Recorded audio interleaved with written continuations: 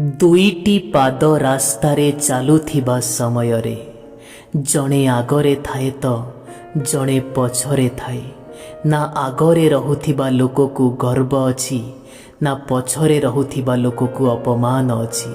सेथिपाई आग पछ संसारर नियम याकु नेई केबे दुख करिबो नाही। छोटो छोटो जल बिंदुरु विशाल समुद्र भी तैयारी होई पारे। आज आपणकर छोट छोट परिश्रम दिने ए दुनिया रे आपणकर परिचय सृष्टि करि पारे। बंधु निजकु केबे भी एते दुर्बल करिदबनी कि सबु बेले जेमिति तुमको अन्य कहार सहारार आवश्यकता रहिबो। निजकु सबु बेले भल भावरे गढ़ी तोलिबा पई चेष्टा कर, काहेकि ना ए दुनिया रे जीवनर कौनसी भरोसा नहीं आज्ञा।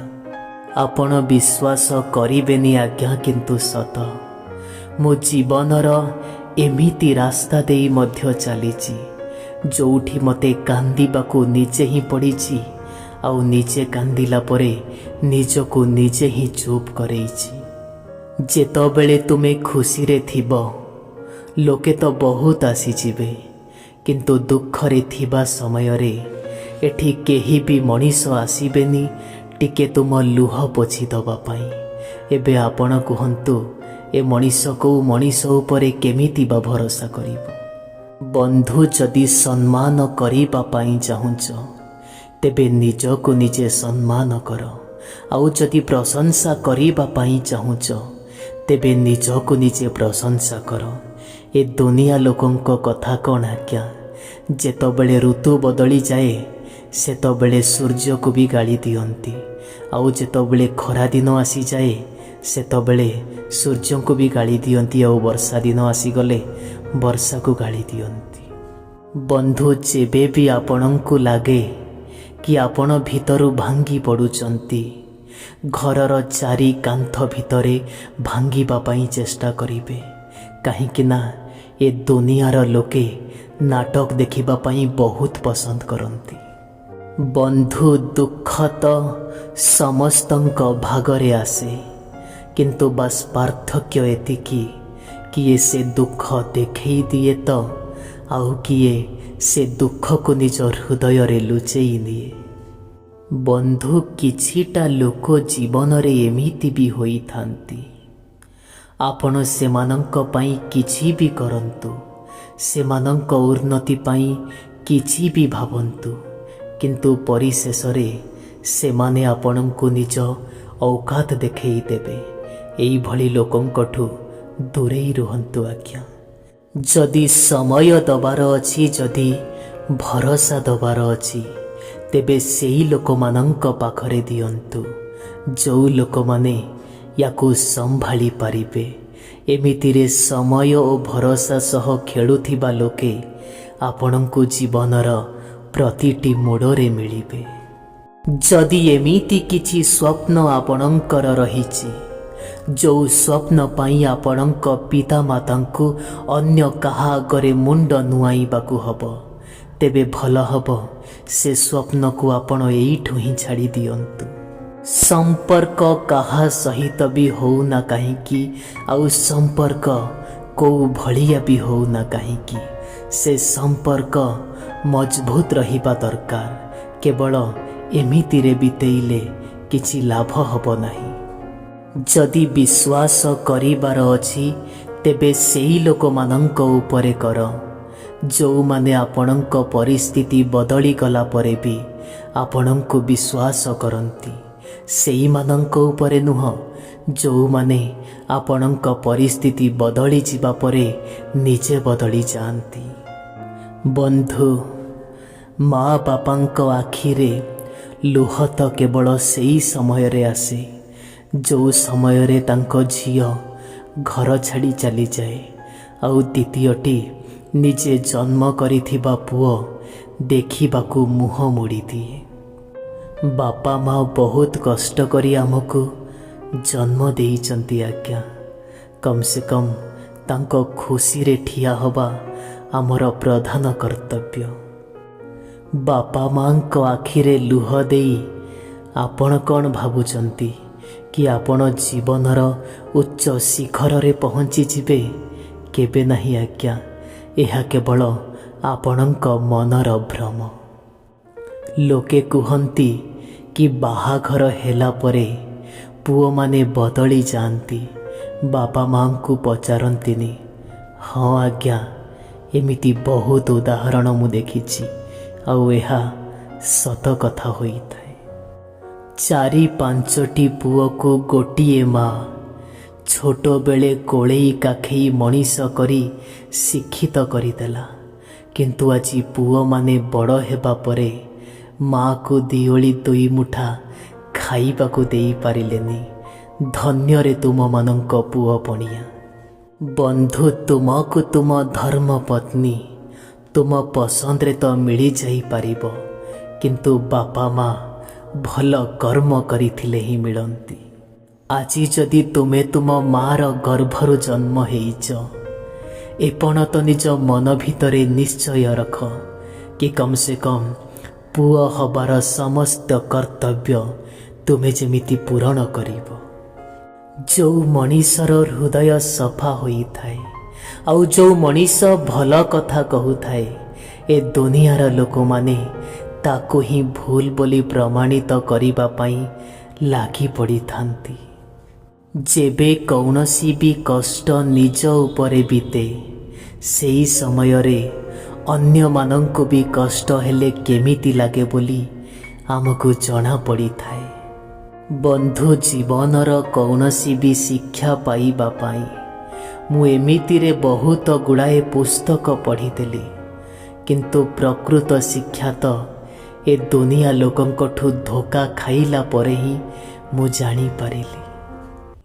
ଯେଉଁ ମଣିଷ ଆପଣଙ୍କ ସାଙ୍ଗରେ ରହିଲା ପରେ ମଧ୍ୟ ଆଉ କାହା ବିଷୟରେ ଭାବୁଛି, ତାକୁ ନିଜ ପାଖରେ ରଖିବା ଅପେକ୍ଷା ସବୁଦିନ ପାଇଁ ତାକୁ ବିଦାୟ ଦେବା ବହୁତ ଭଲ ହୋଇଥାଏ।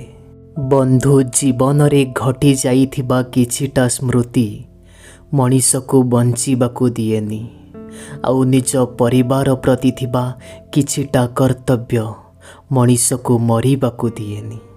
ବନ୍ଧୁ, ଜୀବନର ପ୍ରତିଟି ମୁହୂର୍ତ୍ତକୁ ମନ ଭରି ଆପଣ ବଞ୍ଚିବା ପାଇଁ ଚେଷ୍ଟା କରନ୍ତୁ, କାହିଁକିନା ଥରେ ସମୟ ଚାଲିଗଲେ ବାସ୍ କିଛିଟା ସମୟ ସ୍ମୃତି ହୋଇ ରହିଯିବ, କିନ୍ତୁ ସେ ସମୟ ଆଉ କେବେ ଫେରି ପାରିବନି।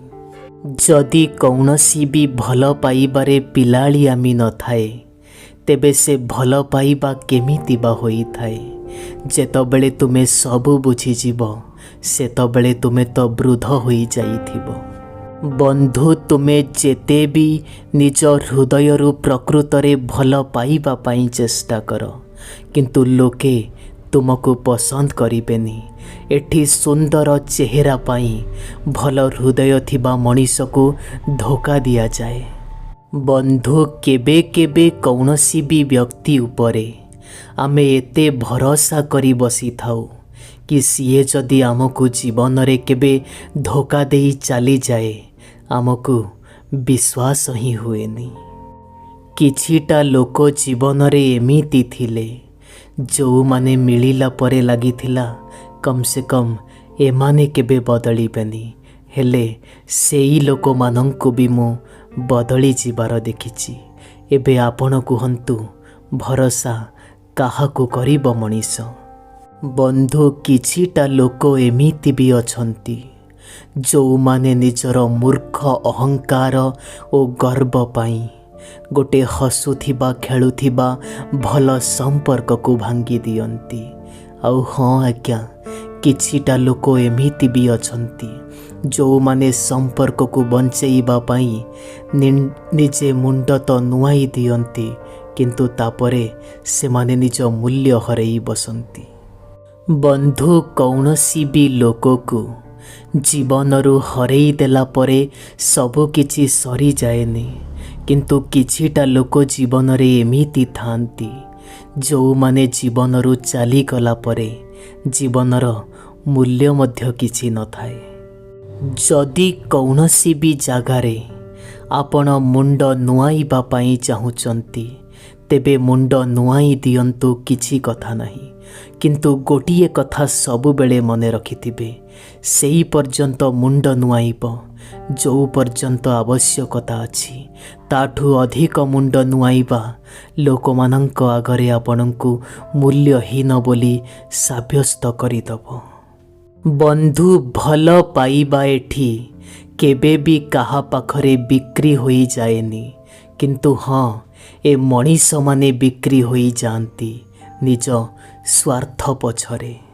ବନ୍ଧୁ, ଧନୀ ବ୍ୟକ୍ତି ତ ଆମେ ବି ଥିଲୁ, କିନ୍ତୁ ଟଙ୍କା ପଇସାରେ ନୁହଁ, ହୃଦୟରୁ। ଆମେ ହୃଦୟରୁ ଭଲ ପାଇବା ବାଣ୍ଟି ଚାଲିଲୁ, କିନ୍ତୁ ଏଠି ଲୋକଙ୍କୁ ନୋଟ୍ ହିଁ ପସନ୍ଦ ଆସିଲା। ହଁ, ଏ କଥା ବି ଆମେ ମାନୁଛୁ ଆଜ୍ଞା କି ଆମେ ଏତେ ବି ଧନୀ ନୁହଁ, କିନ୍ତୁ ଏମିତି ବି କୌଣସି ମଣିଷ ଜନ୍ମ ହେଇନି ଯିଏ ଆମର ମୂଲ୍ୟକୁ ନିଶ୍ଚିତ କରିପାରିବ। ଯଦି କାହାକୁ ଭଲ ପାଇବାର ଅଛି, ତେବେ ଭଲ ଏହିଭଳି ପାଅ କି ସେ ଯଦି କେବେ ତୁମକୁ ଛାଡ଼ିକି ବି ଚାଲିଯିବ ନା, ସାରା ଜୀବନ ଯେମିତି ଏକଥା କହୁଥିବ କି ଭଲ ପାଇବା କେବଳ ତା ପାଖରେ ହିଁ ଥିଲା। ବନ୍ଧୁ, ଇଏ କୌଣସି ମାନବ ସମାଜର ନୁହଁ, ବରଂ ଏ ସୃଷ୍ଟିର ନିୟମ। ଯେଉଁ ମଣିଷ ନିଜେ ସହିବାର ଶକ୍ତି ରଖୁଛି, ସେ ମଣିଷ ଦିନେ ସଫଳତା ନିଶ୍ଚୟ ପାଇବ।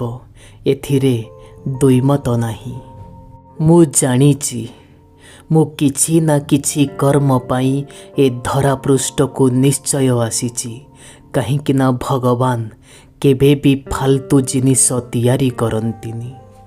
ବନ୍ଧୁ, ଭାବି ଚିନ୍ତି ନିଜ ଜୀବନର ବିଚାର କରିବା ପାଇଁ ଚେଷ୍ଟା କର। କାହିଁକି ନା ଯେଉଁ ଭୁଲ ତୁମେ ଆଜି ମାଟି ଉପରେ କରିବ, କାଲି ମାଟି ତଳେ ସେ ଭୁଲର ହିସାବ ତମକୁ ଦେବାକୁ ହେବ। ମଣିଷ ଆଜି ମାଟି ଉପରେ ଅଛି, ଆଉ କାଲି ମାଟି ତଳେ ଥିବ। ଏବେ ଆପଣ କୁହନ୍ତୁ, ଗର୍ବ ଅହଙ୍କାର କେଉଁ କଥାକୁ ନେଇ କରିବ? ତୁମେ କିଏ ବି ହୋଇଥାଅ ନା କାହିଁକି, ସେ କଥା କେହି ବି ଦେଖନ୍ତିନି।